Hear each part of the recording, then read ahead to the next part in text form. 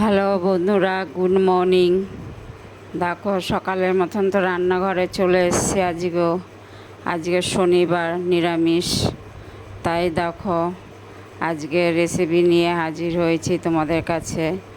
এই দেখো অরল ডাল বসিয়েছি। কালকে রাত্রে ভিজিয়ে রেখেছিলাম অরল ডাল, আর সোয়াবিনের কটা দানা দিয়ে ভিজিয়ে রেখেছিলাম। সেটাকে আজকে বরবটি আর ঝিঙ্গে টমেটো দিয়ে ডালটা করেছি। তোমার জিরা, তেজপাতা, শুকনো লঙ্কা ফোড়ন দিয়েছি, আর সামান্য হলুদ, আন্দাজ মতন লবণ দিয়েছি, আর নামাবার আগে একটুখানি ঘি দিয়েছি। তাই দেখো ডালটা আমার হয়ে গেছে।